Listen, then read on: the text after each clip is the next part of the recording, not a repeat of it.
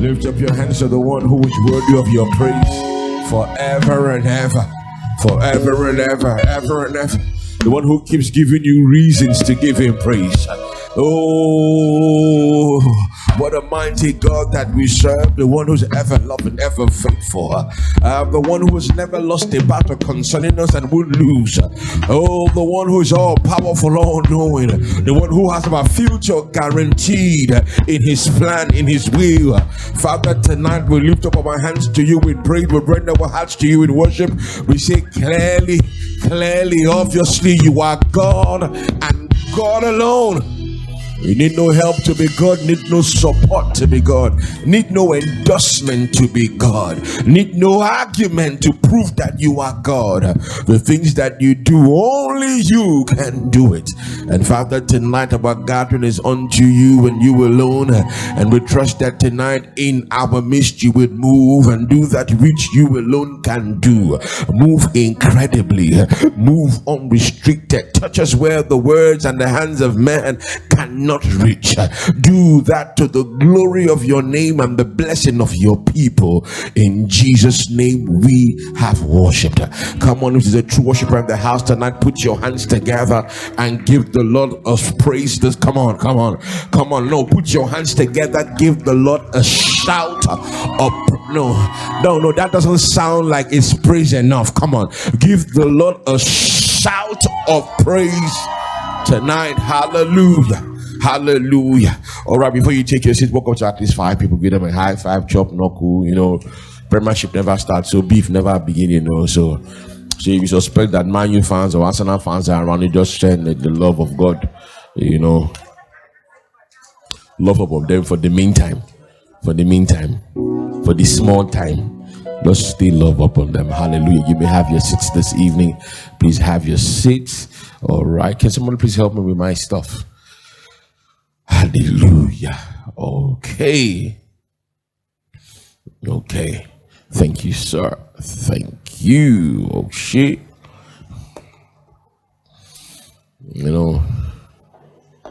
The times that you really are tired. You really are just tired. Your mind is tired. Your body's tired. But like everything, I was discussing with Pastor Wedet a few minutes before now, that where we are at, we are writing the test of consistency. And you must understand that for everything you are going to do, everything that you are going to be a part of that will become great someday, or has the potential to be great, should be great, can be great, at certain points in it, you're going to go through the test of consistency. Where whether it is good or bad, you are still doing what you have to do. You're still churning out your best performance. You are consistent in what you're doing, and that's where it is. And so I want to encourage you in whatever you're doing, the business you're doing, your career you're doing. Don't do things every time and expect an applause. Sometimes what is needed in a moment is just you still showing up. Am I speaking to someone tonight? Just keep showing up. There's a test for consistency. All right. Hopefully next Sunday should throw more light on faithfulness and long suffering.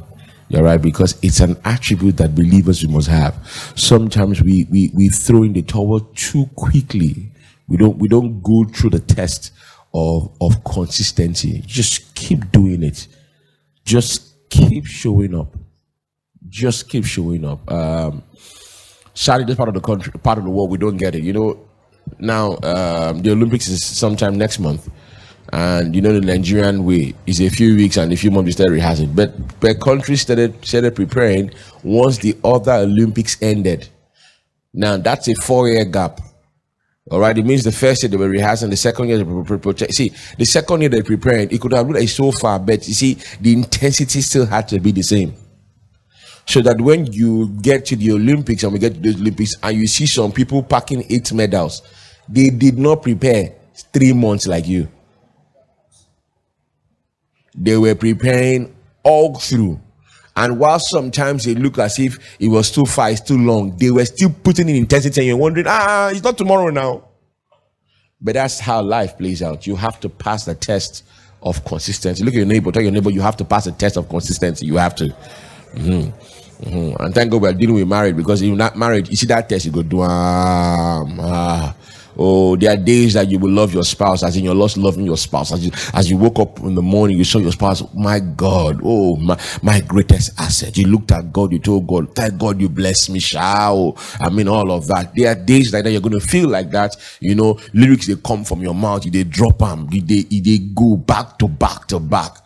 But I can also tell you, reality check, there will be days you don't feel like it.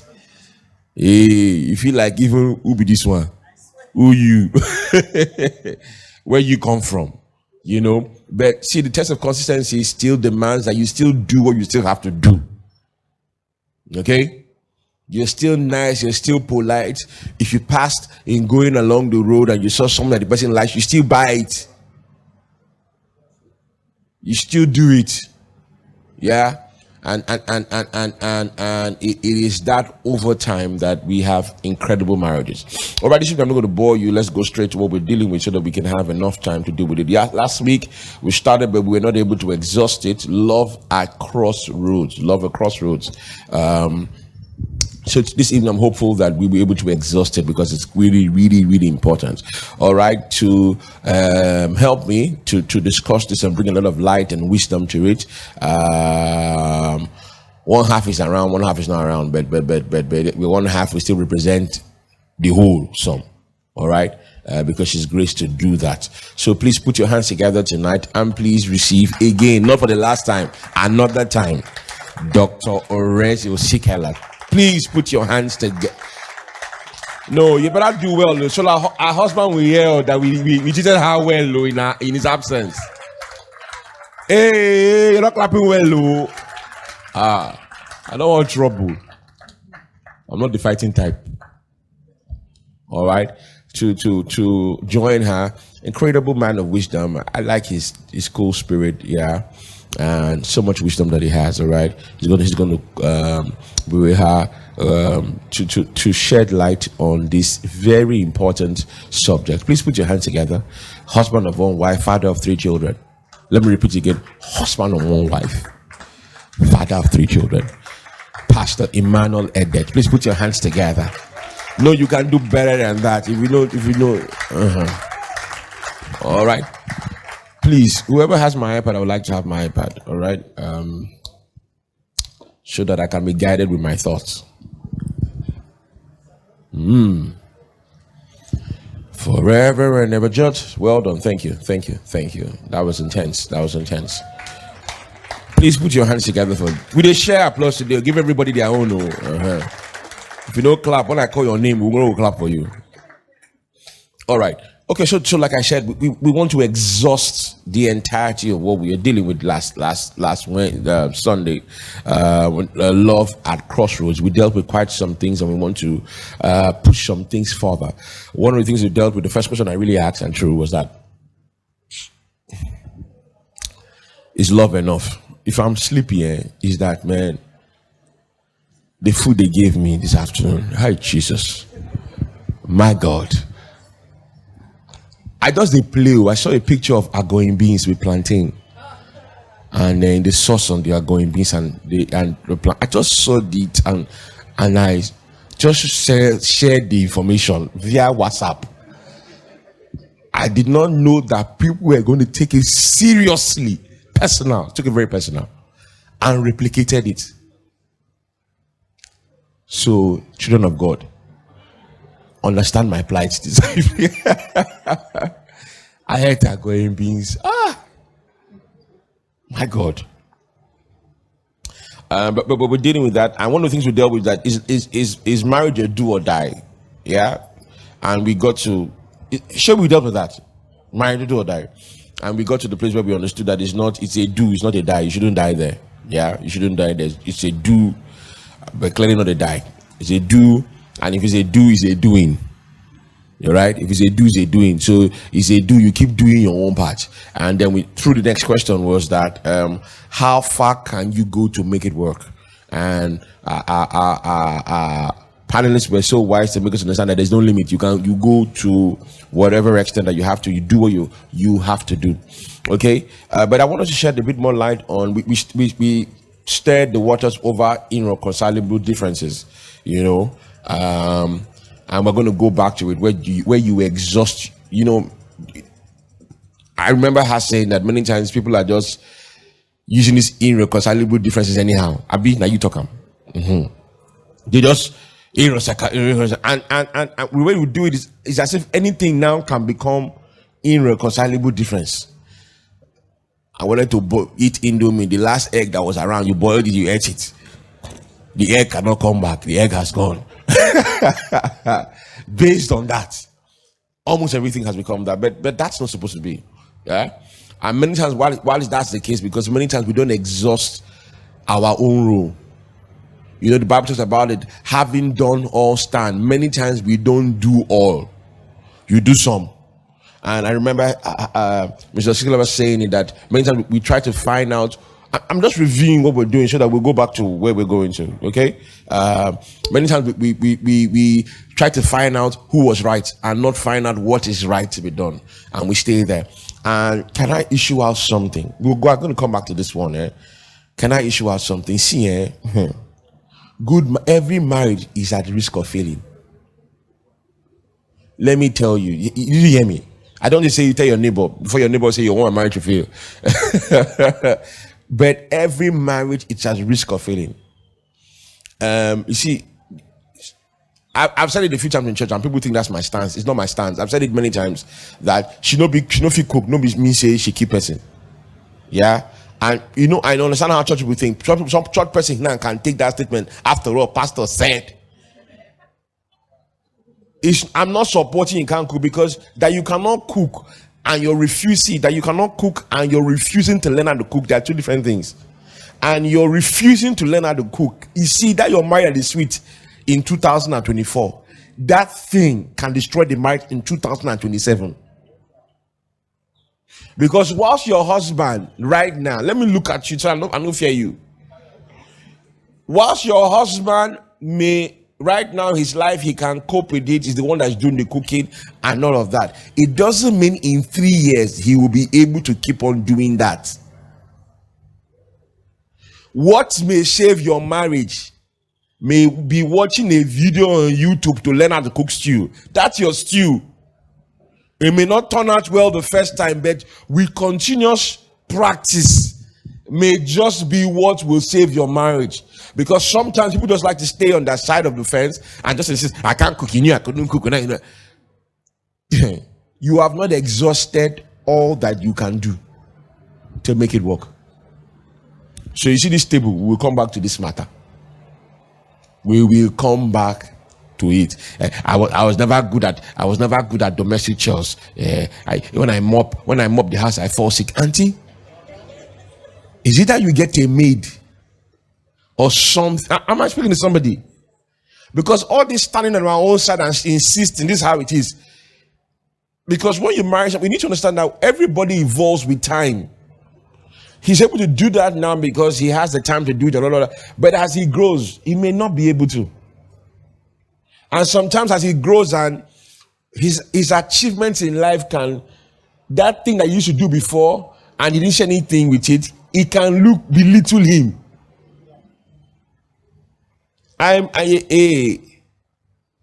So we did come back to that matter. But what I want us to face tonight, because it's still part of it, I want us to look at red flags. Red flag, red curtain, red material, everything. I want us to look at red flags today because it's still love at Crossroads. You see, when we're talking about red flags, the reality about red flags is that you still love the person, but there are signs that are saying if you go there. Red flag is not saying that you hate the person, no. Red flag is still saying you got the vibe. He's still a fine guy. See my guy fine. Oh, he fine. Oh. Person feel rent this one as boyfriend for 2 weeks. Yeah, you still love the person, but there are things about the person that if you go ahead and marry the person, na shege pro max they wait you. So it is still love, but love at Crossroads. You have to make a decision. So my accurate timekeepers, panel of judges. Now there we go first. Red flags. We want to look at red flags today, yeah, and then we will come back to that one. But I want to look, because, like I've said in the past few weeks, that single people are more of the people I want to look at, and a good number of people are in this position of the red flags. You know, some people are you love the person, but Pastor, it's not as easy as that. I've not seen the red flag, but it's my sponsor. Maybe I'm living in his house, or the house I'm staying in, I pay the rent. Maybe he sent me through school, or like I said in the first service, because it can be both ways. It can be the man and the woman. The guy is working in her father's company. If you try it, you see yourself in the street, they take the official car. You know, so sometimes it's not as easy as we say it. You know, sometimes the amount of time I've invested, Pastor, we've did it for 8 years now. Everybody has known us now. We were in university together. In fact, it's from secondary school, when the same fellowship we've dated. Everybody has known us. Where will I start from? It's the only one that I know. Where will I start from, Pastor? How? Where will I start from? Sometimes that could be the issue. Sometimes pregnancy don't enter. And we're not encouraging it, but because we want to face things as they are, sometimes that can be the case. I'm already pregnant for him now. Or sometimes you hear people that we've already had 2 children together. Make we just marry now. Make him just pay the bride price. You see, sometimes you are better off having his children and not marrying him.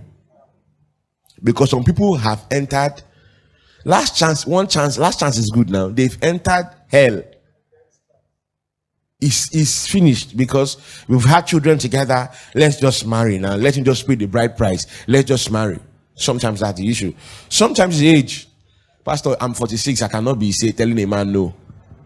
Please. This information I could have used when I'm 23. I'm 46. Don't worry. I have enough wisdom to manage him. I have experience in life. You see, people have died on their 47th birthday. Yeah, and then sometimes wedding pressure. I'm trying to bring out all the possibilities that can make people stay regardless of red flags. Wedding pressure. Pastor, we don't pay for hall already now. We don't pay for hall. We paid for I don't know what's the most expensive hall in Benin City. You know, maybe I don't know. Yeah, but I know there's some events in Lagos and Port Harcourt that it's 10 million naira, and you have to pay before.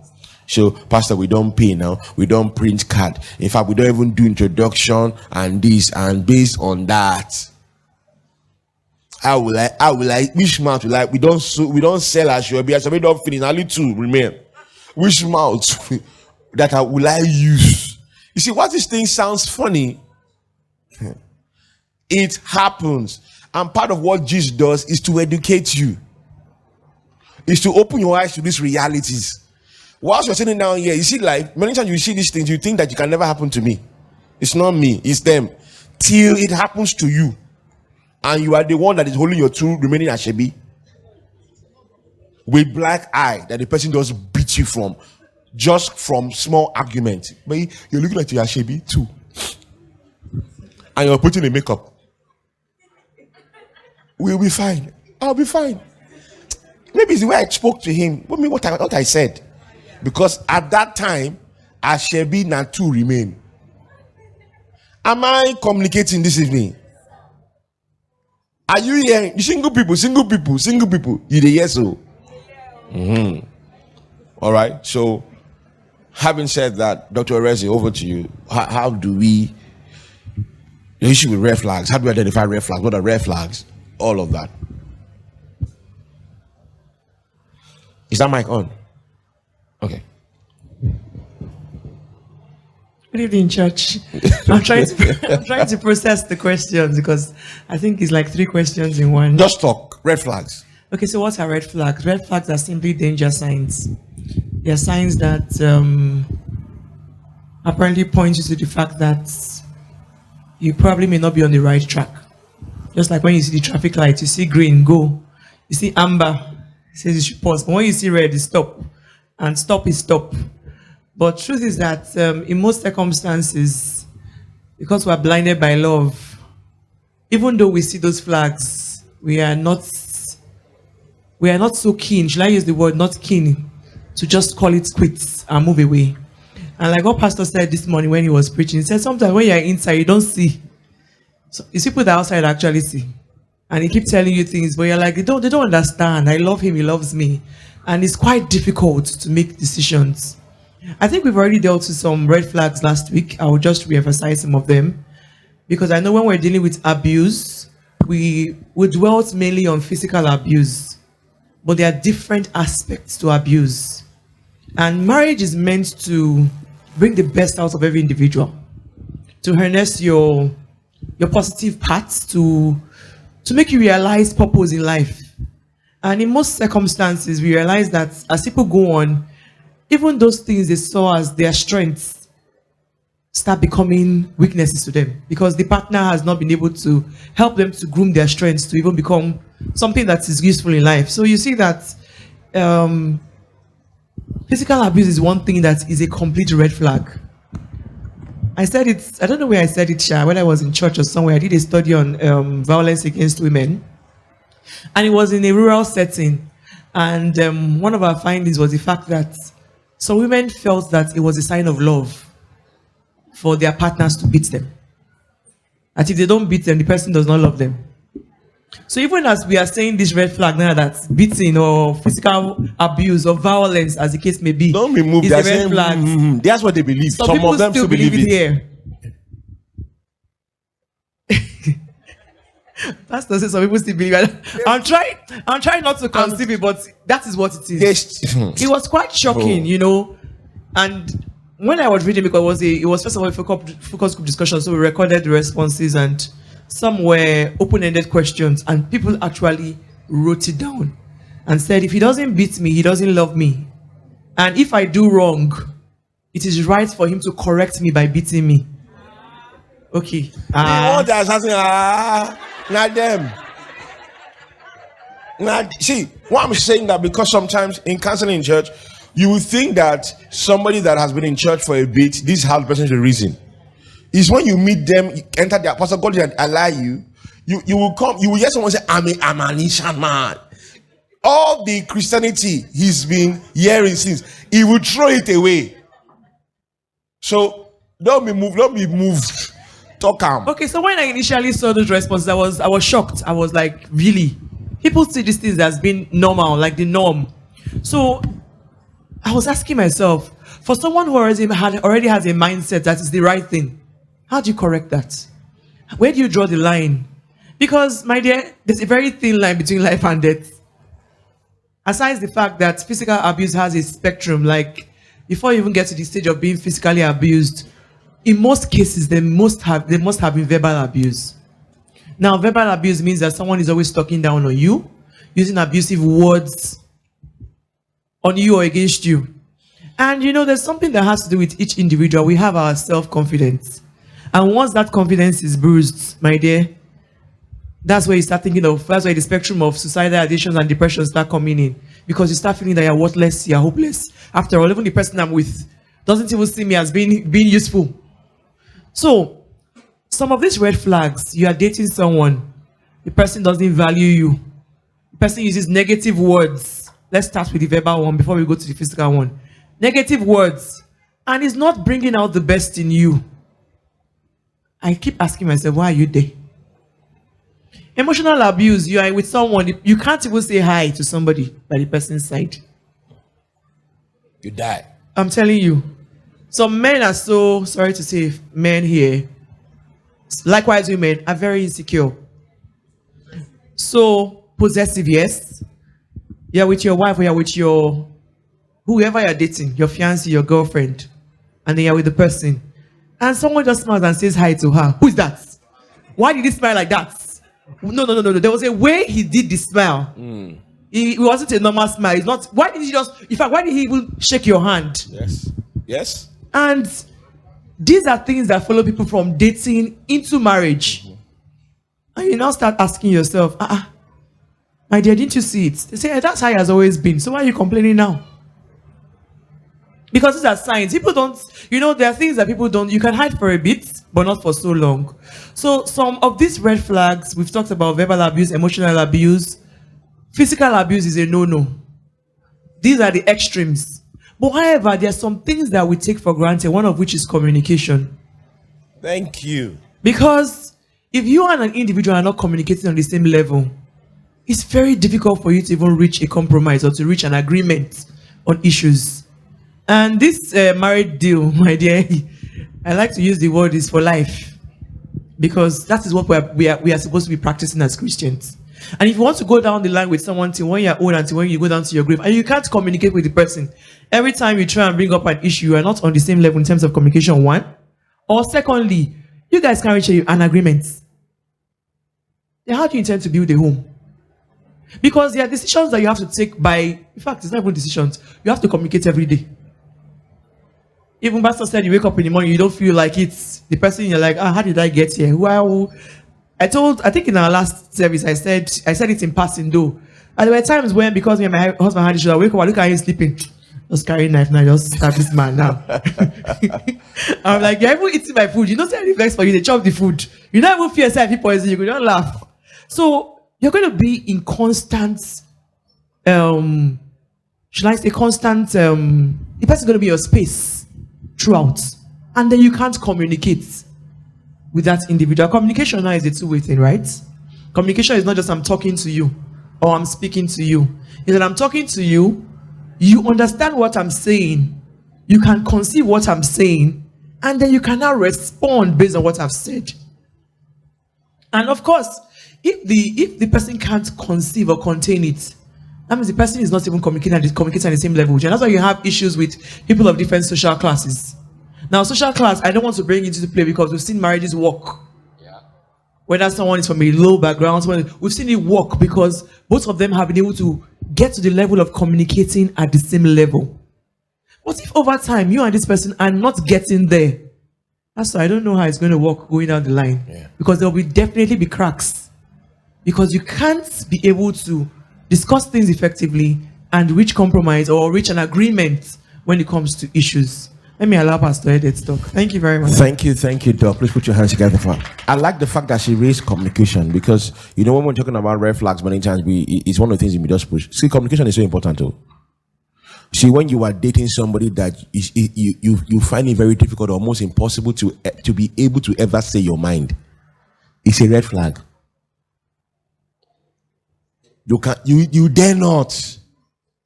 You swallow it.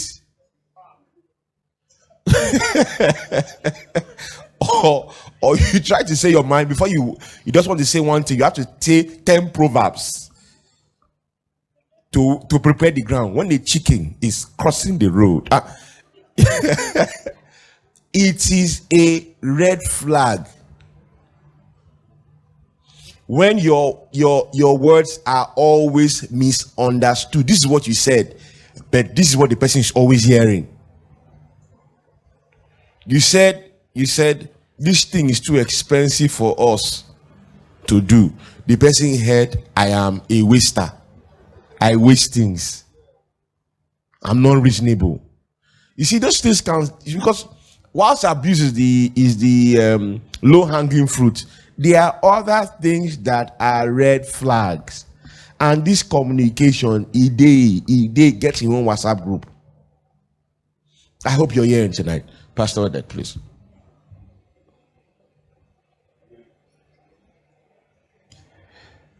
Good evening, church. Yeah. Dr. Orezi has said quite a lot about red flags in relationships.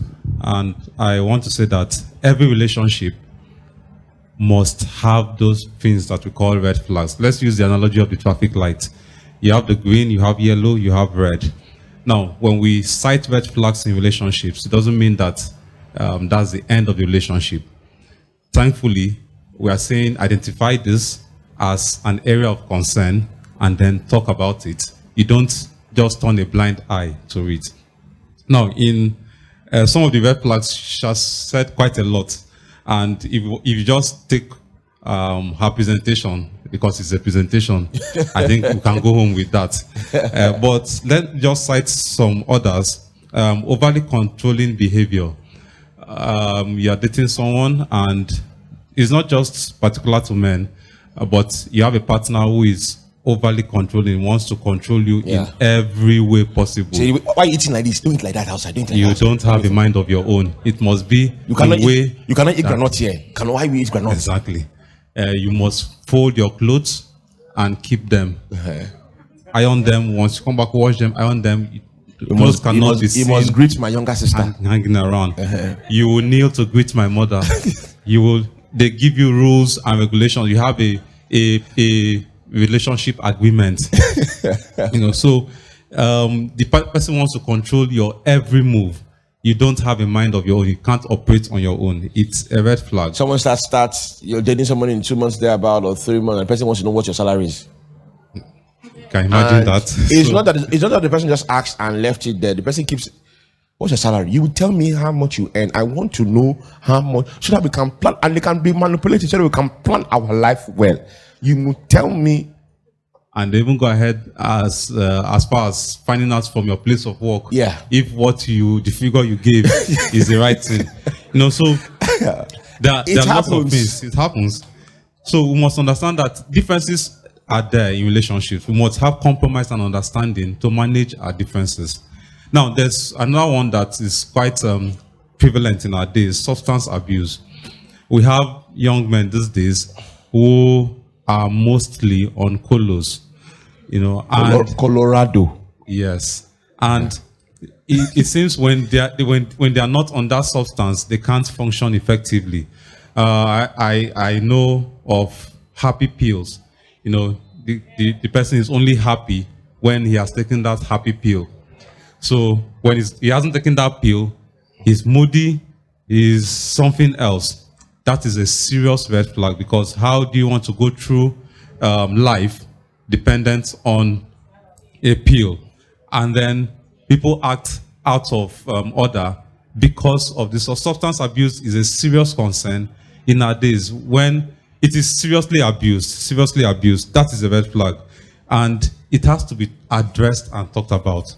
Because once you get into marriage, it's not something that you can now, like Pastor always says, you are angry, you can go back home, and then after a few days, things will align, angelic assistance, support, prayer, and everything, and then we'll come back together. Once you are married, you would live with that problem, you will stay with it, and if you don't find a way to address it, then it can lead to what we're going to talk about later, irreconcilable differences.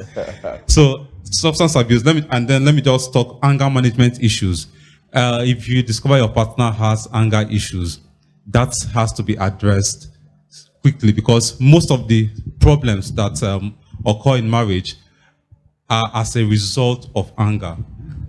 Anger that cannot be managed is a concern when your partner is angry, because there will be times when your partner is angry, not even the case of you are the person that made him or her angry, but something happened and then your partner is angry and you're saying, babe, calm down, and he's not, leave me alone, do you know what this guy did? And he's flaring up. He can't even recognize your voice when you're saying calm down. You're driving and then the madness around our roads, and then you have a partner who is willing to leave you in the car, come out and fight on the street because he's angry.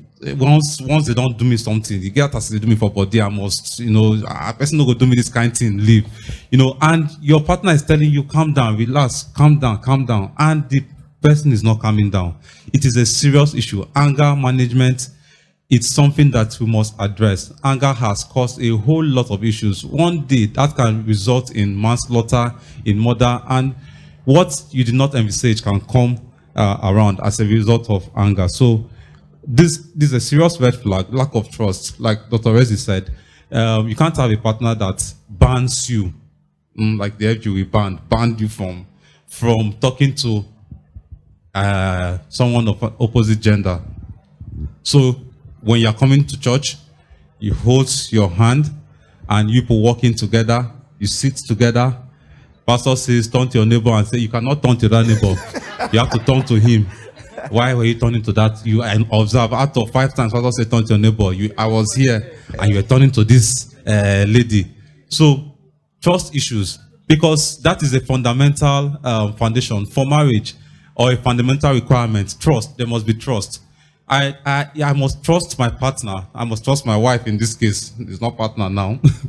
So that she says she's going out. I don't even bother to her, where are you going to? Go out. You go out, you come back. Or I went out, or I'm with my friends. I don't have to start probing. Which friends? Where did you go to? How long have you been there? And all that. All those kind of questions. So trust is a fundamental issue. You must have, both of you should have trust for yourselves. I'll stop here for now. These are some of the red flags. And before I stop, thank you. Any red flag that you observe during relationships at the stage of courting, when you get married, if left unaddressed, will become a red canopy. It will no more be a flag. Yeah. So it must be addressed, because the natural tendency is only for it to get worse. So you must address it, communicate, talk about it, and ensure that it's been worked upon and addressed, so that it at least becomes yellow and then green as time goes on. Thank Pastor, you. I just want to add something to what he said just now, so that we don't take it out of context, because he mentioned something very, very important about trust. And he says you should be able to trust your partner or your spouse, as the case may be. The person says, I'm here, I'm going here. You should believe that. But at the same time, we should also be accountable to our partners, because sometimes we take our partners for granted. Especially we that are Christians, we just believe that he should believe us, right? He should believe that I'm there, but we have to be accountable to our partners and our spouses. Accountability is key, because that's what breaks trust. Let your word be your bond, right? You are going here, let it be that you are going there. If there has to be a detour, I should be able to send a message or call. My plans changed, this has happened, I may need to go here. Now for me and my husband, now we are very free with each other here. I can say, in fact, I'm here, he knows. And he doesn't put any hold on me, because there's nothing to hide. I'm here. You come there, you see me there.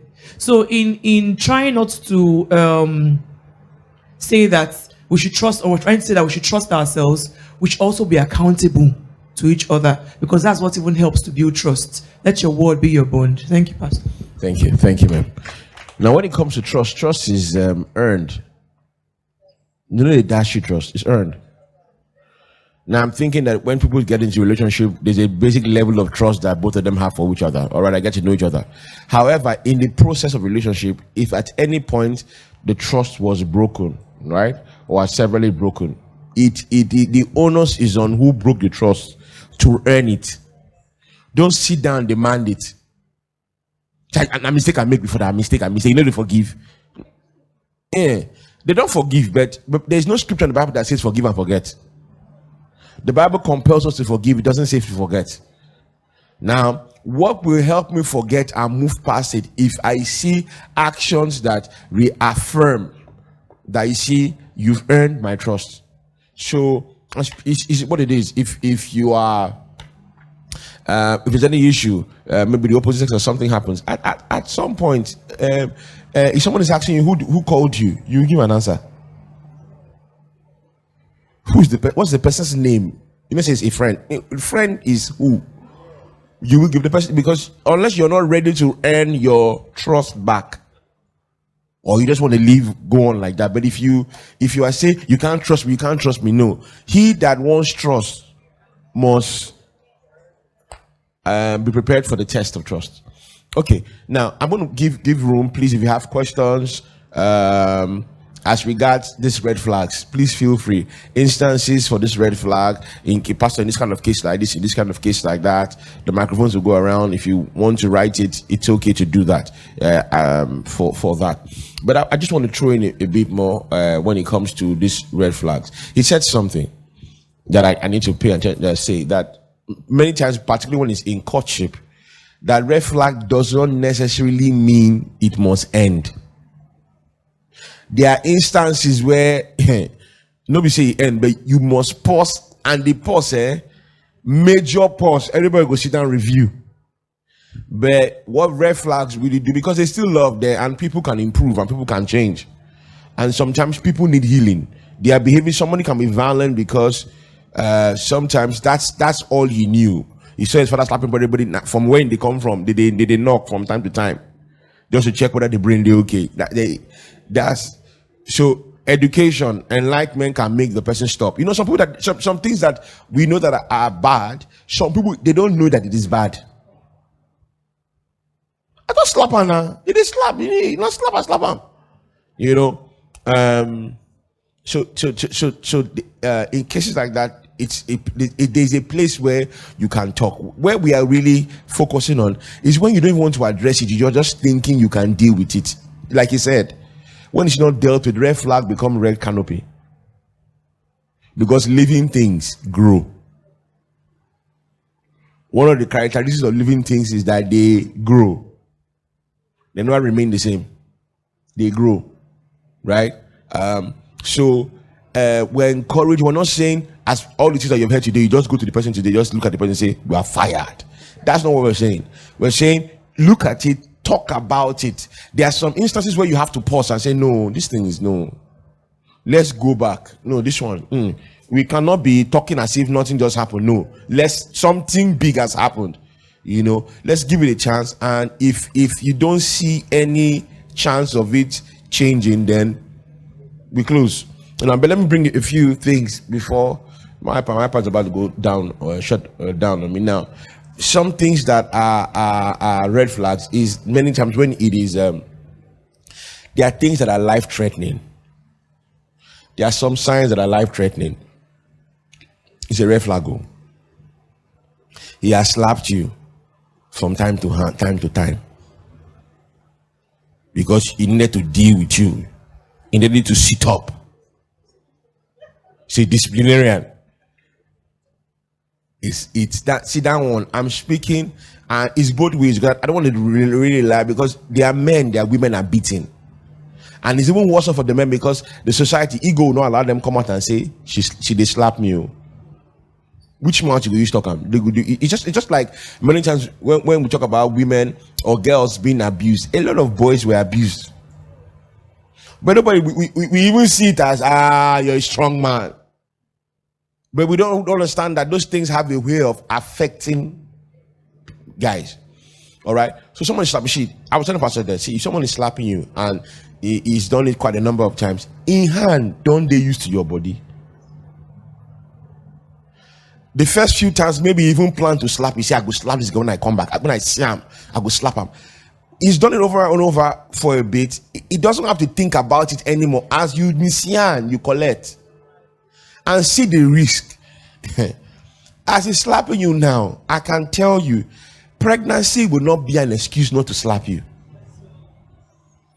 Because a hand, don't they use to your body?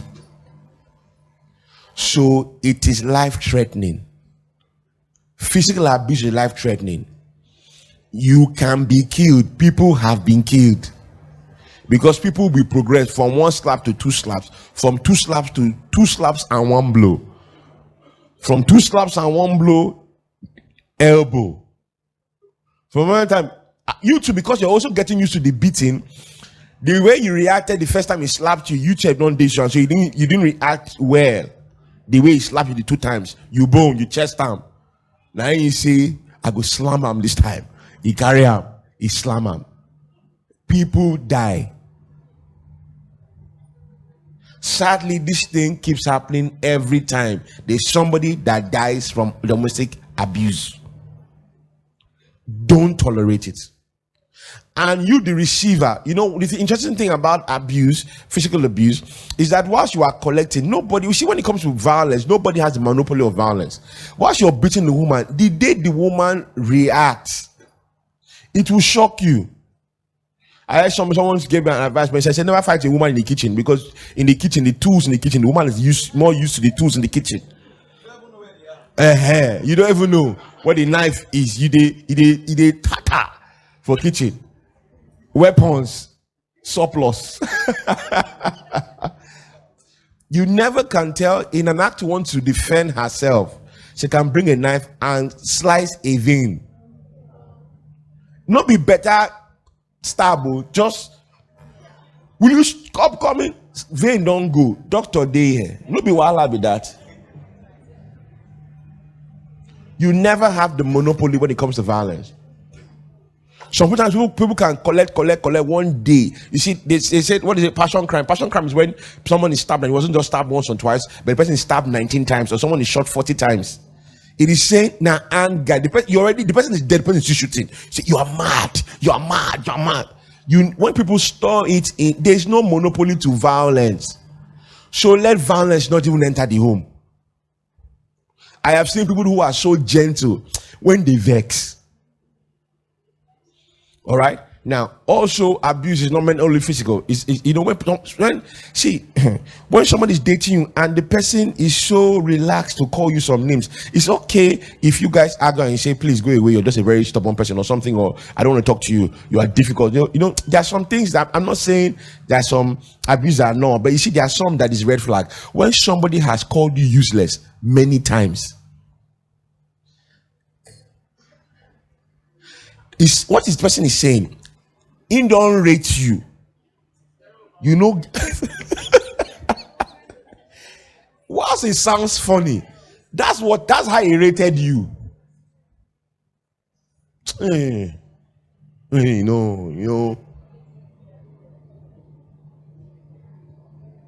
If therefore, if something ever happens to you and whatever you're doing for the person, if let's say you were giving the person food, cooking food for the person, if the person finds someone else can give him food, you are gone. When someone you're useless, when someone says you are, how do you easily tell somebody that you're dating every time you're stupid? You don't have sense now. You don't always have sense. Those are red flags. Somebody's dating you easily. He mouth no harm. He call you idiot. You're not well trained. You're not well raised. For what will happen?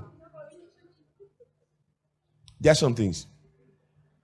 Your mother is a useless woman. That's why you're useless like your mother. You see, there's some things that people say they are red flags. They are telling you. See, because we're trying to open this red flag thing to expand it to say, because no matter we just say when this person slap you, but someone may not slap you, but constantly he's eroding your value, your worth. I've seen people who were the life of the party. They were gingered, passionate people. They entered marriage 2 years. They had a shadow of themselves. They don't know themselves again because they've heard you are useless. You are a failure. You are a failure. They read it over and over, and they think that they are failures. I've seen people who were incredible worship leaders that can't sing anymore. Can't sing. Because person, what are you going to go and sing? I don't know. I don't know how they won't tolerate you there because you so don't think. You don't think. You can't do anything well. I don't know. Pastor needs to check the people that they are aligned to sing because I don't understand why you're red flag. Red flag. Yeah, this one will go break party as part of because this one now is when you don't have future conflicts, and this one can be hidden, but it's also a red flag. This one, future conflict. Future conflict is that things that it may not be a problem now, but they are signs for what? God bless you.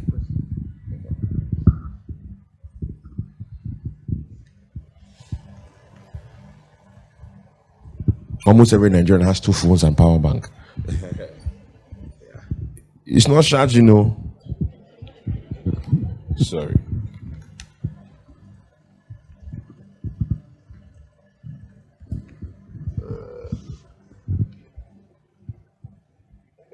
Just try and see what it works. Okay. iPad go off, it go off. I know fear. All right. This where there are things in the future that are scary. There may not be problems now. You know, when he's finding people that his guy is not born again, or or he's a Muslim, or he doesn't, is he on? It's not coming on, no. It's not charging. Sorry. Help me hold this.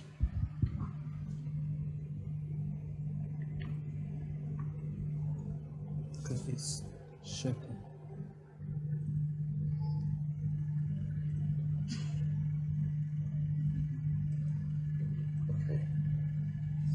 It's charging now, okay. All right. Thank you. It may not be a problem now. He's a Muslim, is not. See, your faith, not having the same faith is a red flag. Say, he's a Muslim. It's not disturbing me. I go to church. It doesn't disturb me. It even drops me when I'm going to church. He comes back and picks me. Then once in a while, we have program like Fun Day, Easter Fun Day. He came. He came. He doesn't have any issues. Oh. You see those things? People can, if the person did not decide, if his faith was not important like that, why did he not leave his faith and join your faith? If he still stayed with his faith, he's still saying he has roots tied to his faith. Because it will shock you till the time you give birth, then it's time to name your children. And you say, my child is Muhammad, though. I don't understand this Michael you want to call him. Is Muhammad. My daughter is Aisha. He's not even playing. He's not even doing. Next thing that Islamic teacher has come to start teaching them is faith. The ones that are even worse, those Muslims that are even good, the ones that you don't even know where he is, he's just there, doesn't go to church. He's just really, he's even worse. Because you see that guy, life can hit him, and a friend can suggest joining a cult, and he will join. I'm telling you now, as we talk, I'm like, they are doing, it's not me, it's not my portion. Let it not be your portion. Your faith is not negotiable. I don't even want to go because sometimes even in faith, there are people that even attend different churches, and you must understand.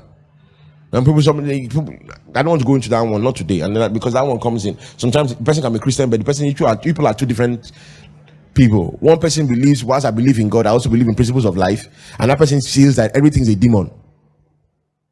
But they are better off than not even sharing the same faith. At least two of you believe in Jesus. Another thing is preference, and I'm trying to educate us a bit on it. See, some discussions that you're having right now that sounds very, it didn't sound serious, but the person was showing his preference. Pay attention, oh, because remember what you want to know about this red flag. We're still saying love is there, but there are things that are just there that you'd have to look at one way. So somebody is already telling you, me, I don't want to have children. No, I don't want to have children. It's sounding she's just talking till you get into marriage. And you realize 2 years into marriage, 3 years into marriage, you're not getting children, only for you to realize she's using contraceptives. And she didn't tell you. And you're making us up. I say, why she tell? But she told you I don't want to have children. Because there are people that don't want to have children. It's not because he has spiritual husband. It's just that some people are just, or some people just say, I just want to have one. Or some people just want to say, I want to have after 5 years in marriage. You don't enter from day one. You didn't check your period. Did you see your period this month? She's saying every weapon in my life I can't. You people are not on the same. You need to check what your of course all your preferences will not be the same, but a good number have to be the same. So that you don't get into some marriage and you now become the reason for someone's pain. You just want to have one child. The guy wants to have 5. He said, no, I was only child. I want to have 5 children. No, it was lonely. I don't want. See, there are people that reason like that. I know someone that bought 2 dogs. One time, he said, because one dog will be lonely. People reason interestingly. So, I want to have 5 children. And I just want to have one. No. When I have one, I'm done. Preference. Talk about it. I have 3 girls now. When we're dating, me and my wife, we discussed about it, and she always knew that it was not a big deal to me. It was not a big deal. I didn't see it as any big deal. I did not. It's not a problem. My stance has always been my stance. My stance didn't come when I had 3 girls. No, my stance was my stance. It was not a big deal to me. I did not care about it. But you can get married to somebody and don't use Pastor Manu as your Jew because you didn't marry him. Don't say Pastor has 3 girls. You didn't marry him. Start discussing those things. I don't understand what you will do when you are dating. I don't know what they do. All true. They are looking at each other. They ask themselves, who are we? Dating, courtship is a time for you to be asking these questions, be knowing about the person. It's not, don't touch me today. I told you not to touch me. Yesterday, touch me. I told you not to touch me. Don't touch me. Don't touch me today. That's not all you do with courtship. Say, don't come to my house again. Don't come. I told you not to come. Some people, that's all they fought. That's all, if they try to remember the courtship, that's all they were doing. All true. You discuss. You discuss. What's your preference? What is the person's preference? Number of children, all those things. Let me leave with this one and so I can take some questions. Career. This one really a lot has to do with women. Start discussing with the guy. Is this someone that is open up to you becoming the highest in your career? Some men, they are not like that too. They know they're not the evil person. It's just that he just wants a wife, take care of the children, take care of house. I go also the also. That's who he is. That's how he thinks about it, you know. And then you now came. You are ambitious. I want to become everything, you know. I want to go for 2 years from now. I want to go to Spain for a particular master's. Actually, a master's course in Seville in criminal technology. I really want to do it. It's not that how you know that Baba say you go nowhere. We are here. In fact, Baba impregnates you, so you stay there. Begin to talk about it. Is this kind of person who allow me if something happens and I get a better job offer and the job demands that I go to Abuja? Can this guy say all of us Moko go? Let me tell you guys a story before I answer the question. There's a story, true life story about a certain lady. She was dating a guy. She got pregnant for the guy. This story is sweet. Anytime I tell the story shoots me. She got pregnant for this guy. And she got pregnant for the guy. And the guy said, the guy took the ownership of the pregnancy and they wanted to get married and they got married. But when they got married, the guy decided that she's not taking on his name. He was doing well in business. So he just felt, maybe this guy wants to use the pregnancy, hold me down. Maybe. And she don't take it no more. You're not taking my name. You're not taking my name. And the girl's father said, okay, no, voila. In fact, they got the guy's family to talk to the guy. They kept saying, this guy said, the family said, he's an adult. He said he doesn't want to give his name. So we are married, but you can, and there's that option. You can still hold on to your name. She held on to her name, no, voila. The girl's father saw it and vowed. That's why, see, hustle. Make person not use your picking. Shine. So the girl's father decided that, you know what, no problem. If you want to get married, you like the guy, marry the guy. The guy decided that, you see, my daughter will not have to depend on this guy's money. So she gives birth. After he gives birth, he ensures, she goes for masters, does her masters, come back. She gets a good job in what do you call it? International company, yeah. She gets and she's working and she works in Nigeria. She's doing well. She's buying land, but when she's buying land, it's in her name. She's doing now. The guy too is doing well. He's buying land, you know. But after a while, not as business took a crash, but things began to struggle. Nigerian economy can shake good businesses and things like that and all of that. And now, whilst all of that was going on, this woman now got a job outside the country, the same company, but they transferred her to the US. And it was coming with 3 times the salary and all of that, and all the family could move to the US. People don't need to have already. So she takes the offer and goes, and then when she wants to go now, the guy now says, because when you're now applying for the visa, they will look at your surname. The guy now received a revelation. Don't you think we should change? He said, no. Everybody hold your... I will not go to the later part of the story, but what you know is what you know. But you have to start having discussions because some people see marriage differently. Oh. Some people don't see the ideal, like what August was saying, it's supposed to be 2 become 1, but the most people are clearly two people. You sort yourself out, I sort myself out. You make your money, I make my money. I've heard of stories where a guy bought a car for his wife, and when he bought the car from his wife, he took a loan to buy the car, and when he bought the car and gave her, he was paying every month there about then, not knowing the wife actually had paid for the car and she was collecting the money, and sometimes you see him struggle to pay. I've heard of a man that found out that the house they were living in that he was paying rent for, the wife was the owner.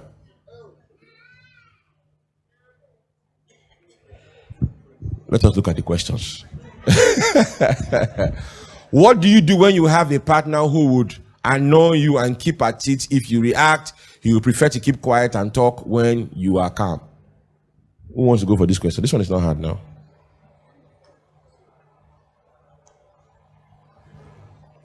Okay. Please, what is the difference between bad mouth and verbal abuse? Somebody's confused here. Is it bad mouth or is it verbal? It's not the same. I don't think it's the same. If you differ, you can trip in bed. You see, some people have bad mouths. Yeah, they have bad mouths. God has helped me and is working on me. I used to have. And bad mouth is just basically like you just can yap. You can just throw jabs. And you know, some people can yap, you enter your soul. You know, but it's just, I was in a boys' school and we just yap ourselves. And in fact, sometimes they will yap like you said, you go to hear the person say, hey, Papa, this one enter. You go prepare your yap 1 week. You go to cook them. If I wasn't a believer and all of that, I would have been a comrade on Twitter. When I see tweets and posts, I quickly go to the comment because I just laugh. I'm just like, this guy good. So, so there are people that it's just the gift of the gab. They can just throw shade. And I want to believe that that's bad mouth, you know. But it's different from abusive. Now, let me even use myself and my wife. I said I used to have bad mouth, yeah? What do you mean? You will stop attending this. We will agree. Now, but because when we started dating, I realized that she was sensitive to it. So before we were dating and we were friends, I used to have her. When my friends, if I want to see us, we take off because we just throw jabs and we will go. That's in our fellowship. People avoided coming near us. We're like 3 of us. Like we say, people they see us, they take off because once it just comes, they hey, we hail you first. We'll give you 2. That's who we were. I'm not joking. People avoided us. Even our pastor self, sometimes we're just laughing about something else. He won't trust whether we are laughing about. So we're just like that. I wouldn't take anything personal. Yeah. But when I started dating, and because I was just like that, I would trust some things, and I realized that she was too sensitive to it. So I stopped. Or I reduced greatly. And I know, God knows, I reduced greatly. Once in a while, just to test the pipe. You give what you watch. Just see whether it's still working. You understand, Baba? Just see whether it's working. Whether you still have the powers. You just drop it and just go. You know, but because it's sensitive, I restrict myself a whole lot. You know. But I don't use that bad mouth when we are arguing. I don't use it when I'm angry. That's where bad mouth has become verbal abuse, my opinion. Pastor Edet.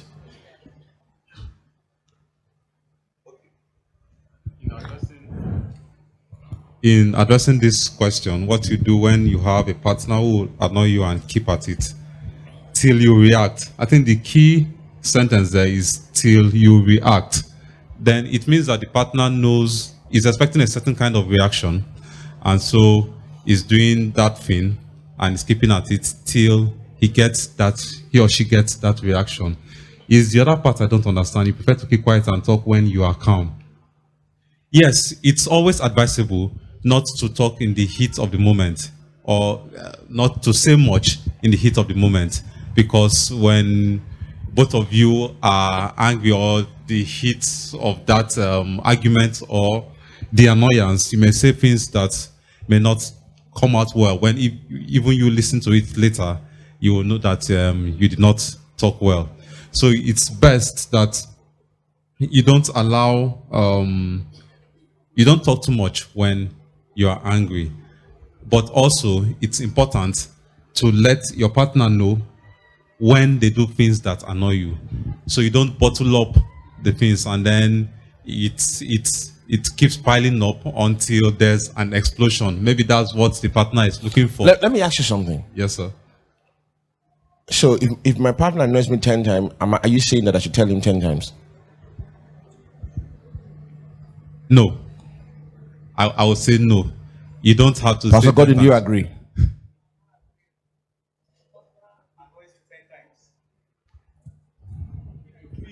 You should tell him 10 times. There's a mic coming, please.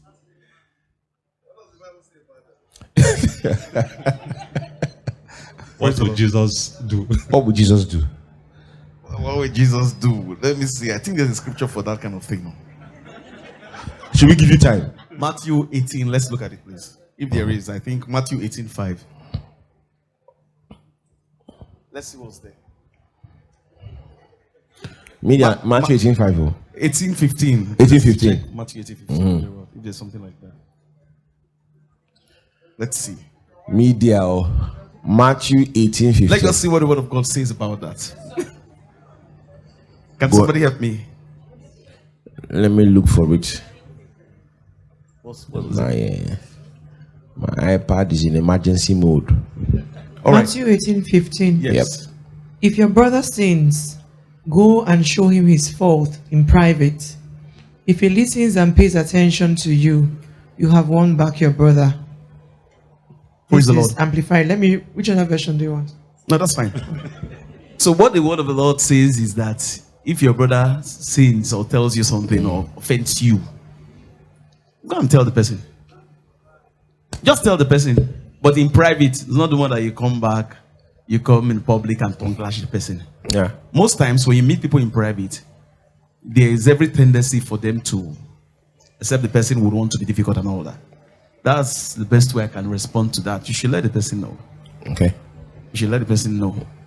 Because particularly if it's 10 times and it's in 10 different ways or 10 different things, tell the person. know. And however, when you're telling the person, the mood or way of expressing or letting the person know matters, but just let the person know. Let the person know. Because the person might not even know that he or she has offended you 10 times. Yeah. And I'll just let you know. And then sometimes if before you go to the 10th time, tell the person the third time. Because sometimes, like you said, the person may not know. Is it because the person doesn't know? That's why you go to 10 times. Yes, because if the person knows and does it deliberate, Sometimes some people are deliberate. yeah, but you'll be saying that is deliberate. That's a different thing. Yeah. So you said there are different things that are making the person annoyed, not the same thing. Is the Okay. annoyance the same thing for the 10 times or different? No, of course, Sometimes it's that's related different. now. Sometimes it's It has related. to be different because yes, because it's different because the person repeatedly annoying And you. whilst this thing is sounding just theoretical, it's possible Very that your possible. spouse can annoy you 10 times in a day. It's very possible. But I think if I count how many times my wife has annoyed me today, if you don't near that 10 times, But you don't react. It's No, not but- something you should just know. if your partner may be doing something and it's an honest mistake, but it annoyed you. Now, if you want to cite every time that the action of your partner annoys you and you point it out, that kind of home, it will be worse than No, WWE. that's nagging. No, that's nagging. That's now. nagging. That's Because there are different. instances where you can That's go different. through that thing. You don't have to bring it down. It was innocent. It was not now. There are intentional. things you need to ignore. When the person just shouted, "I beg, go away." The person was not chewing you, but under the pressure, the person just said that. You don't have to come back and say the way you said that. I beg, go away. You just know. But it's annoyance. You're obviously annoyed. So basically, we have to give room. We're not saying if something has happened the first time and then it happens again and you're annoyed and you have not brought it to the notice of your partner that this thing it annoys me, I don't like it, or I don't like the way it makes me behave, or this is how it affects me. If you keep quiet and bottle it up, that's where it's a problem. But if I come into the house and say I'm fond of it, I use myself as an example. I throw things anyhow. I scatter my things around. I know that action annoys my wife. So Let the Lord, sometimes let the Lord use you. Let the Lord. I use you. catch myself. So I can come, remove my glasses, keep it on the chair. Then I now think that if she sees this thing, she will not be happy. I'll now come back, pick it, and keep it at its rightful place. Now, if I did that several times in the beginning, and then my wife did not say anything about it, and she was always pained. This man is always suffering me, always scattering me Maybe she around. saw it before you Yes, went to arrange it. Yes. And then she kept doing it. And then, to me, I was just acting myself, being normal. but she did not point. But if she brought it to my notice that I don't like it, if I continue doing that, that's when there's a problem. I'm waiting to see her reaction. You can't say if I want her to get angry, I would like vex this woman today. So I'm going. As I'm going through some clothes. Maybe I'll just move this jacket, keep it in the city, hang it in fact front door, and then go inside. And I'm waiting for her reaction. So communication. Yeah. Praise her mic. Oh, okay. Some instances, like he just said now that he could drop his glasses and then think of his wife's reaction and go back to pick it. I like to paste case scenarios. What if he felt the wife was overreacting? What's the big deal about the glasses? It's not just glasses. Can't she just carry it? Because we've seen instances where people don't feel that it's a big deal, even when the other partner tells you this thing, and then in some other instances, it's already part of him, so he doesn't even reflex. He does it without even realizing that he has done something unconsciously, just, drops it there. I think that in some instances, you have to create some slack. Yeah, anybody has to be coming down. Because if you can forgive before the person sins, it's easier. Do you understand? Before the person even sins, just forgive in advance. It's easier. And that's what makes love sweeter.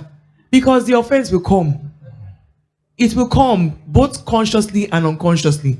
And if you keep at it every time, that's how he had dropped the glasses. Then he went to the room, he took off his shirt, puts it on the chair. Instead of hanging it, puts it on in the hanger. And then he just keeps building up. Sometimes just forgive in advance. And not like you don't make it clear to the person. There are times when early in marriage, I had these issues. Of course, both of you are different human beings. We never lived together. So it was strange to me to see some things I didn't think should be. But after I discovered I was talking, and in the talk, you end up becoming arguments. From arguments, in long run, what you intended to achieve, you did not achieve it. I had to go and pray to God. I'm telling you the truth. I told God, I said, he's your son. Help him. It's funny. But yes, help us. Yeah. We're your children, because sometimes the person may not change. It's just going to be be not you just change. that will become more tolerant. Yes. So I just had to go and in the process of time, with all those things that, in fact, I think of what was happening then, what was causing issues. I can't remember them. But I knew we kept having back to back. You will discuss one today before it has entered argument. Before one person will lie down in bed, turn this way, turn that way. But now it doesn't even happen again because I can't even remember them. But sometimes you have to get big bed though for marriage. Get big bed because you see that turning, you go turn tire. And then go and meet your father. That's why it's good for you to be both Christians and pray about it. Really, things can change without even putting so much effort. So and just a rejoinder to what I said, I observed that initially I was the one that used to throw my things around. But these days... There's been a change in government. Power has changed hands. So, I'm the one that even advise my wife. Say, I'm seeing your things everywhere.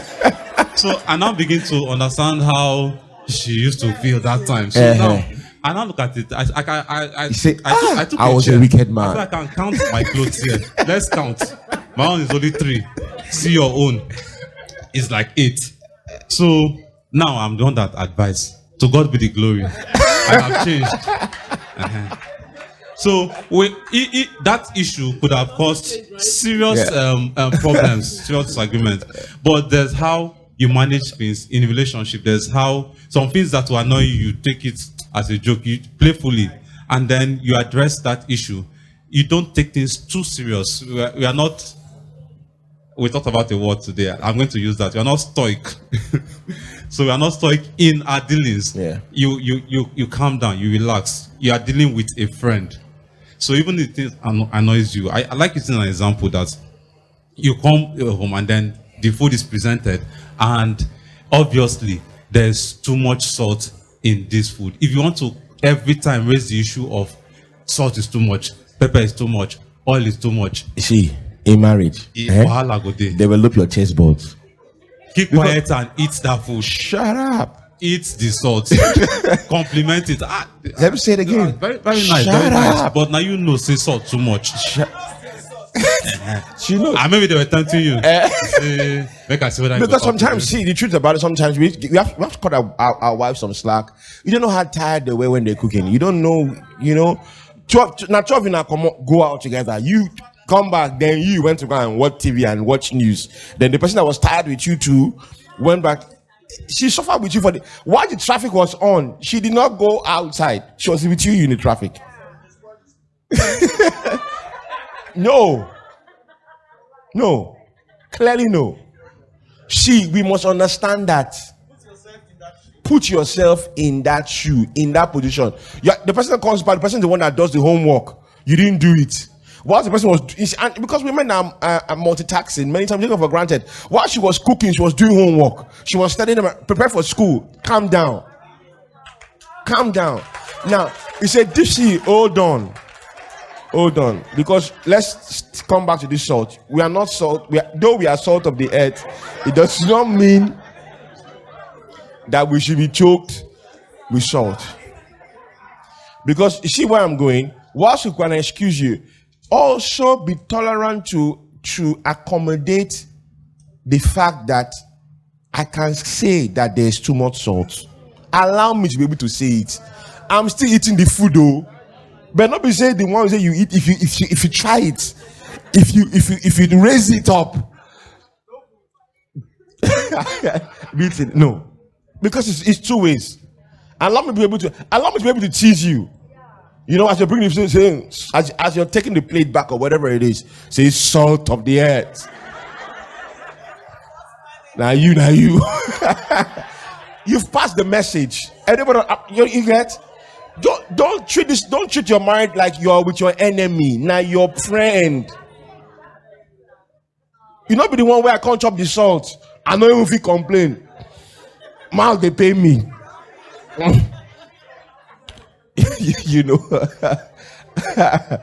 Now let me through this. I saw this question, quite a number of questions here. It says, is playing bet a red flag? It's the same line with abuse. It can be a red flag. See, because in fact next week we're going to do with gambling. Season goes to start. So gamblers, they don't start. They have missed gambling. And this Euros was not sweet for gambling. As they are coming, and ones that I've already seen who's staking your phone this season. Staking. It is an addiction to betting. I know someone that is addicted with betting. It's an addiction. So it's a red flag because whilst he's doing it today, the guy broke. He told you to actually borrow him 20K. As he borrowed him 20K, you saw him placing a bet for 100K. 100K where you no get. When you've seen people, I know somebody who her spouse was his was not gambling, was drugs. But this guy could leave the house with wristwatch and not come back with wristwatch. Leave wristwatch. He didn't come back with wristwatch. Will not come back with belt. That bad. So if he's there your house one day, in a day house, just a sit down Saturday morning, person come say, can't they come out? Because and the thing about betting is it's organized crime. It's organized. The betting house never loses. Ultimately, they don't lose. So you where you chop. Say you chop today 1 million. If you do the calculation of how many 10,000 you've been losing, and the 10,000 that you will still lose, they collected 2.5 from you. You just got 1 million, but they collected. The mistake is that where our mind is wired, because you saw that 1 million, go make money. No wahala. They'll collect 15K from you. They keep collecting. So it is particularly in seeing the person become addictive. I don't support it anyway. But some people just say that this guy's on is addictive. This guy just will bet. Small argument where will they argue? Small argument. You go rain, they no go rain. I say go rain, drop 50. I went to a boys' school. We used to bet over anything. As they walk out for a road, they throw dice. I mean, just think about gambling with dice. Anything can happen, and someone will bet. So, they could bet about anything. And gambling guys have gotten the show right. In fact, most of the gambling companies are owned by the same people. And they've left the scores of the match. They don't say who will get your look at, who will miss, because they are finding everything to use to gamble with. So it's a red flag. It is. It is. You just, if you're not sure about it, you don't hear them. You say, okay, this other one. What do you do when your spouse is family oriented, which is good, by the way, but most of the decisions on the immediate family is greatly influenced by his parents? You don't. This one, they don't remarry now. The red flag has become the canopy. So you are in another WhatsApp group. We will talk about. We are really dealing right now, so that we don't veer off course. We are really dealing with before you get married. Yeah. We'll come to you guys, but let me just keep this one here. We'll come to this. He said, what do you do when your partner does not want to further your education? Does not want you to further your education. Okay, not that he doesn't want to further because he may not be your sponsor, but doesn't want you to further. It's important though, and particularly if you want to further your education, and someone is saying don't go to school. I mean, why does someone just tell you not to go to school?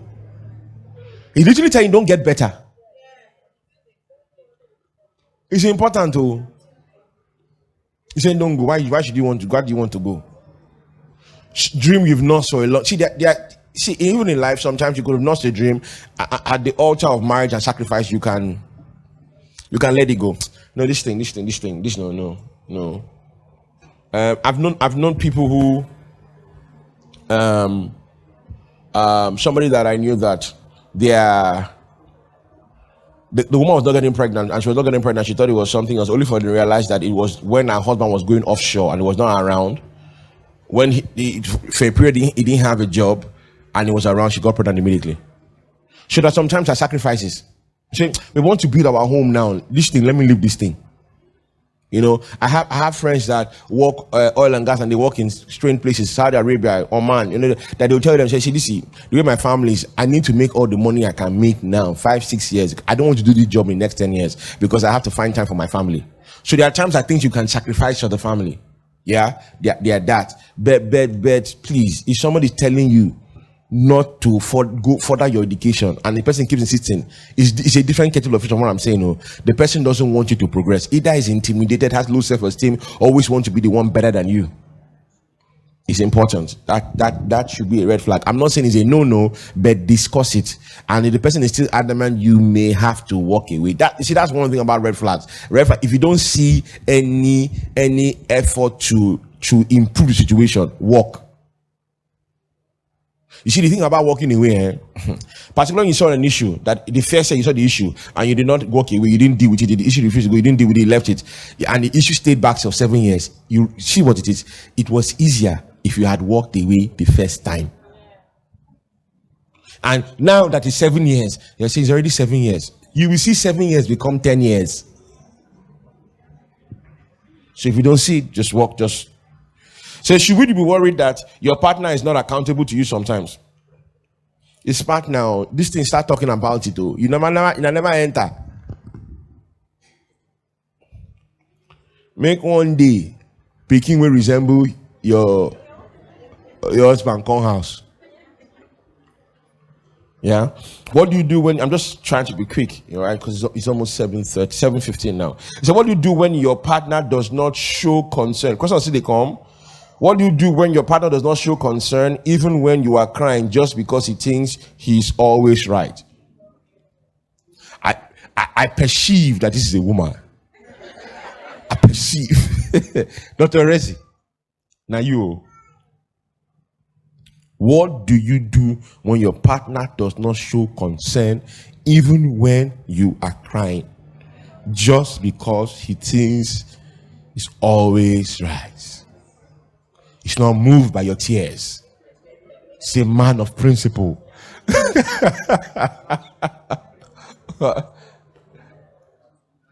He had you. Hey.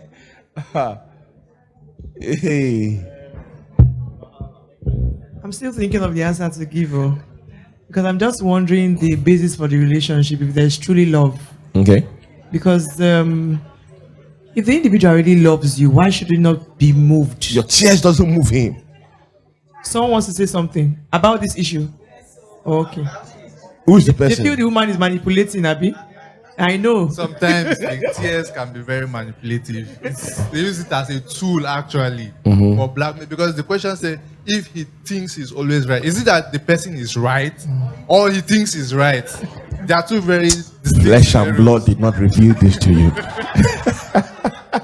Is it that the person is right? Is he always right and you are wrong?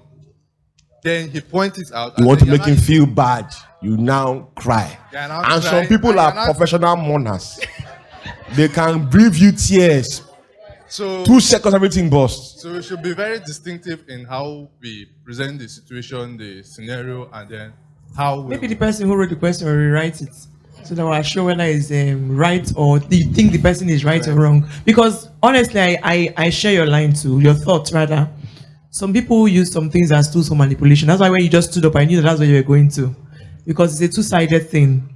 Because when you keep saying you are always crying, you cried the first time, you cried the second time, you cried, it did not work.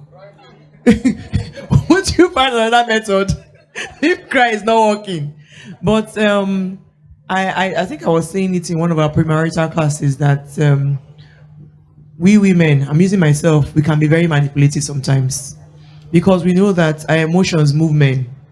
But when you now overdo it, of course, the person you are dealing with is also a human being and is wise. And knows that that's your usual line. And will not, you not go walk, Abby. You not go walk. So I think if it comes from a genuine mind and a genuine reason, then you should seek dialogue instead of crying every time. Seek dialogue, discuss with the person, let the person know. It doesn't have to be tears every time. I used to be a crybaby, not just for my husband from school days, but I have to toughen up in life because tears don't move some things. Tears don't cause changes in some things. So, and when you see that the tears are not working, then you also need to ask yourself genuine questions too, because it's a two-way thing. Whenever there's an issue, in most cases, we tend to blame the other party. We always see the other party to have the fault. But have you ever looked deep within and asked yourself, what role did I have to play in causing this issue? Because it's always two ways. It's a two-way thing. So I think, I don't know the angle the person is coming from, but if tears are not working, look for another method. And do not use it as a tool for blackmail. And don't be manipulative about your tears, but look for a different way. Dialogue is better. I think if you love somebody, I think you should be moved when they are crying. I think the issue is that when the cry has now become every time, yeah, you said, in fact, you go even predict, they go cry for this man, cry they come. You've lost it, but I think when you love somebody, yeah, you should be moved with consent. Sometimes it's not also that not that the person that is concerned. Sometimes the person, your partner could be shocked that situation is making you cry, and he's confused in his how to react. Sometimes it's like that. You're like, I just said we're not traveling again, and you're now crying. And see, and your cry can be genuine because in that you're traveling, there was an aunt you wanted to see, or there was somebody you needed to see, or there's something, and he's not a spirit. He doesn't know. Tell him. See, all these secrets of he should have known, and he's not a mind reader. Sometimes explain. Okay, this is what it is. But please, don't. I'm speaking to men. Don't walk out when someone is crying. If you don't know how to react, at least just be there. The one that doesn't cry is even worse of all. Hey, without the person cry, you don't say, you don't say, voila. They don't be the one when they stay you, they say, thumbs up, well done. Don't say,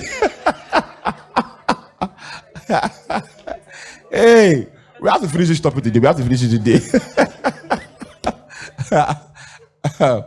But you should respond. Now, let me take these questions. There are some people that are married, yeah, that some persons are married, and my God, we will find a way.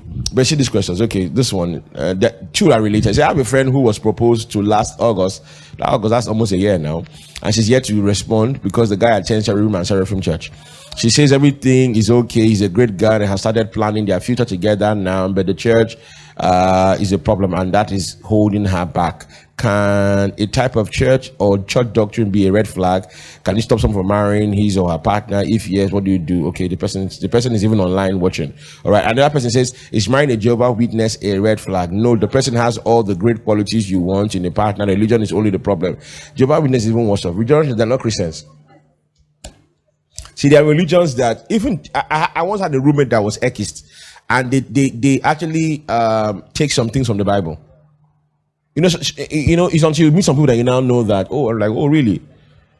The guy used to do that, and the guy, it was tough for us because in that room were 3 of us thereabout, and then the guy paid the rent the most. So sometimes you have to tolerate the guy's excesses, and the guy go there, we go look at us and say, "Baba, how much you pay?"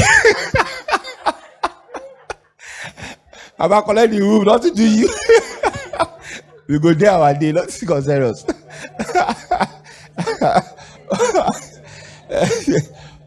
So the guy carried their egg member's picture, hang it in the room. Hang up. We keep quiet. We say no problem. Now money we don't get, we don't keep it.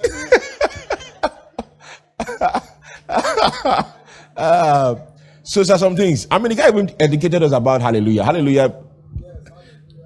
Some things that you say is not restricted to only us as Christians. Yeah. But it doesn't mean that they are Christians. When it comes to the fundamental, what's the fundamental thing about our faith? Christ. They don't believe that Jesus is God. That's it. And if someone doesn't, and that's the essence of our faith. If someone doesn't believe that, then the person is not a Christian. Or let's leave the term Christian, the person is not a believer. So it's as good as marrying a Muslim. So clearly, no. Your faith is important. I don't understand why my faith is on the option to be negotiated.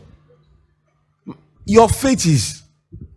I remember when I first came, my first few months of being pastor here, somebody came and said they want to get married to a Muslim and was hoping to do the wedding in church. You see, sometimes they can allow you to tolerate the person because the guy didn't mind doing the wedding in church. But I said, no. I'm not going to wedding with a Muslim. No, I'm not going to. It's not that everybody that claims that they're Christians that I know, that whether they're Christians, but if somebody clearly is still stating, you see, his faith is still important to him. Now you never smell the coffee. Yeah, so someone is asking us to get a mic there. So no. Cherubim and Seraphim. Once they believe in Jesus, there's some practices that I don't just, I just don't get it. I don't know that practices. I cannot speak about it with authority. But let me bring it to, if it was my child, will I agree? No. So since it's my child and you are not my enemy, why should I say yes? No. There's some practices that, you see here, I don't know. I can't speak authoritatively. Please don't misquote me. But you see, there's some practices in some certain denominations that they mixed African culture with Christianity, and it even tilts a lot more. See, if it's not Jesus and 100% Jesus, it's not Jesus. So they mix some things. They still Jesus. In fact, some of those churches, go to those churches, they never read any scripture all through the service. They were dancing and practices. They brought candle. They danced. Candle will burn your wig. You see, some of those things, red candle, do this. But see, those practices, they are sourced many times from African culture, and African culture is not completely demonic, but a good part. We know. Familiar spirits can prophesy. So I will not support. I just even some that are not even extreme. Some say if you get high be say another person they attend each and is like that. This way is going to. You have to look at it. You were fine. I'm not saying it may not be a big deal, but the guy is telling you, Auntie, you will carry natural hair, no earring. Now, whilst I'm not saying it is evil, because those things are minor. As long as we agree on the major, that's fine. Whilst that may not be, but at least be awake to the fact that if you're married, you will now marry him. You now want to call me as pastor. Pastor, come and talk to my husband. And he's not saying I should not wear earring. You did not know when you were getting married to him that you're not going to wear earring.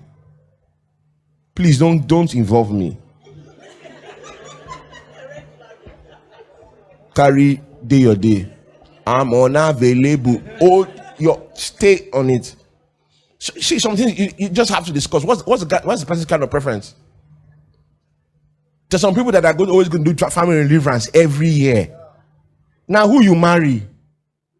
Now, you may have more truth about it, and you may go for the family deliverance, but once you know that this is not, and you're still praying your own prayer. Don't say that you went for. You can say, okay, don't worry. Let's just say I came for a time of prayer, and you keep praying for the person to come to the light. But you must ask yourself, can you tolerate that?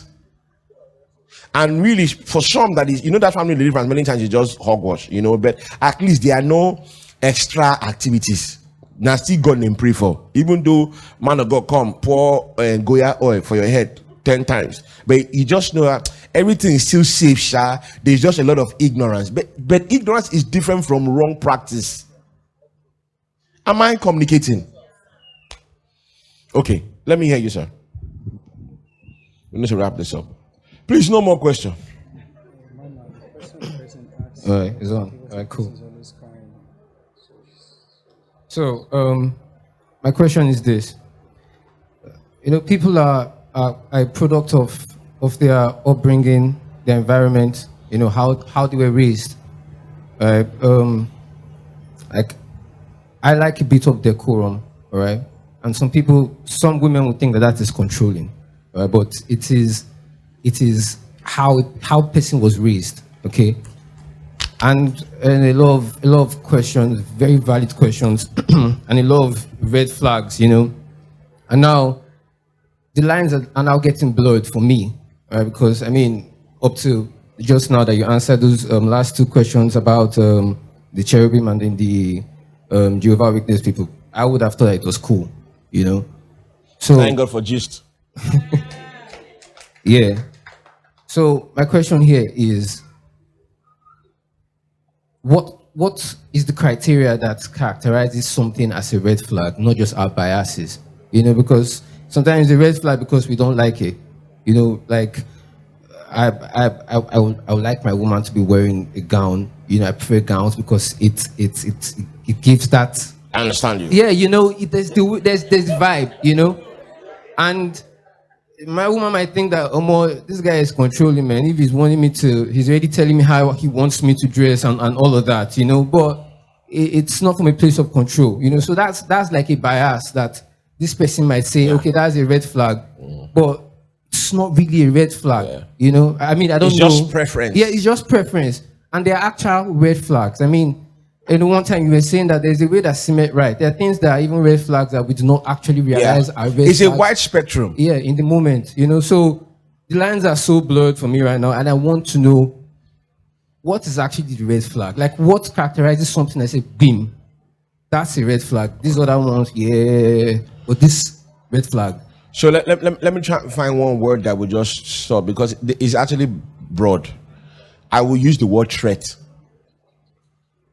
Anything that threatens your existence as a person, your future, your well-being, it threatens, and it could be quite a number of things. But once there's a threat in you losing you, now red flag. You just lose your self-esteem, you lose your confidence, you lose your faith. Because if somebody has started naming this child Muhammad, at a point you will become Muslim, or you be Christos.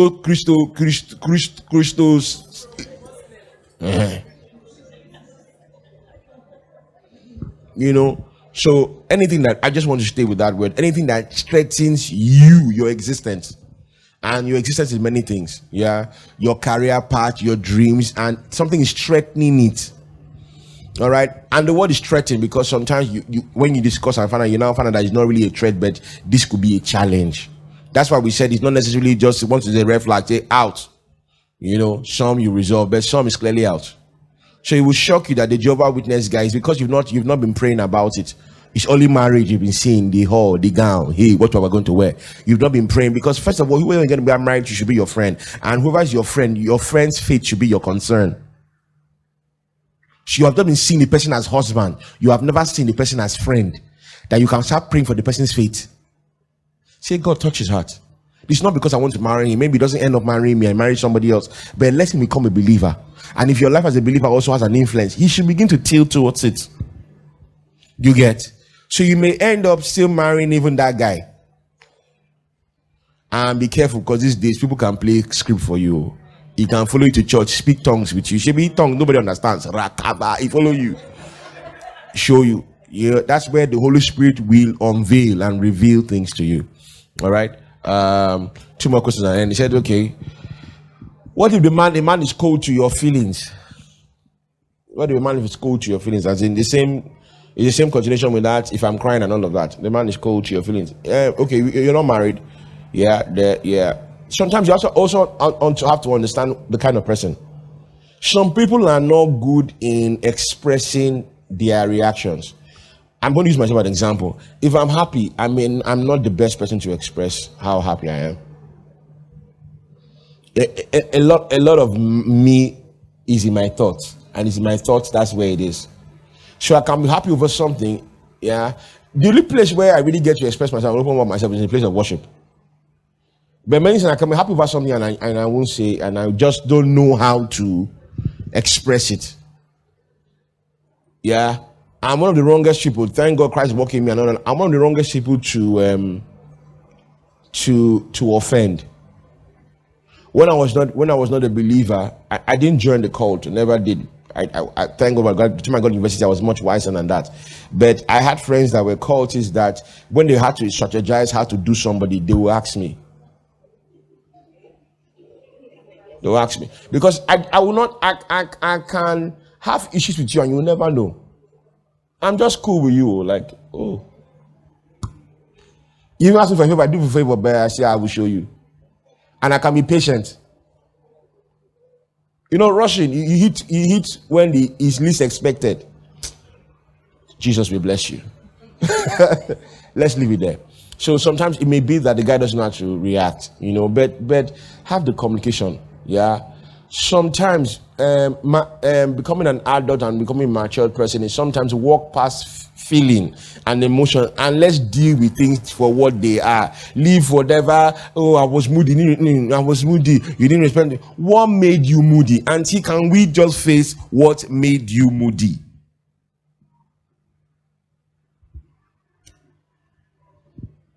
That's my reaction, and this may be coming from somebody that doesn't know how to react emotionally well. Pastor, that I did the emotional type. Maybe you can answer it better. I was going to answer that question because when we look at upbringing, myself, I think that would have been a red flag for my wife, because right from before we got married, whenever we met an uncle or an auntie, I'm an only child, so they told her, he's an only child. He's all we have. You have to, so they gave us a series of advice, this and that, how you have to do everything like I'm the Lord and everything and all. Should have been a red flag for her. And also, because I grew up alone, I don't know how to express feelings. I can live by myself. Leave this whole world for me. I'll stay and I'll be comfortable. So when we got married, it was quite an issue, and I realized it was an issue because I won't talk. I won't discuss. I'll just do everything, take my decisions, and I'm fine with myself. I don't understand how to love a sibling, how to relate with someone, how to relate to another person. Once it was good with me, I was fine. Then, here I am, living with somebody. And I'm expected to talk, I'm expected to discuss, and all those things. So it was a challenge in the beginning. But thank God, I was able to work on it. And she too, I have a partner who was willing to talk and help me come out of that state. So she kept prompting, you have to talk. What is the problem? If you see my wife asking me, what is the problem? I know there's a problem. What is it? Tell me. What is the issue? Tell me. So she will keep prompting and asking until, oh no, okay. Find a problem. Find a problem. So sometimes I'm like, okay, I'll say I'm okay. She said, no, you're not okay. Tell me. So I learned to talk, to communicate. And yes, having children and all that helps me with communication. So basically it's communication. Yeah. So for both parties, you must understand. First, you know who your partner, where he's coming from, the bias and all that. Secondly, in my house where I grew up, my father is the lion of the tribe of his house. My father will not do anything. He will not lift his finger. He believes he's the head of the house. Where is the highest light in this house? He's that head. So he will not do anything. Now, getting to my in-laws' house, I was shocked to discover that my father-in-law, everybody will eat. My father-in-law will go to the kitchen and wash plate. So, to relate that, I was like, what's going on here? Thinking of where I'm coming from. From the lion And then to the lamp. everybody is watching TV. I enter kitchen, shocked. I left the kitchen. I said I cannot see this. I unsaw it.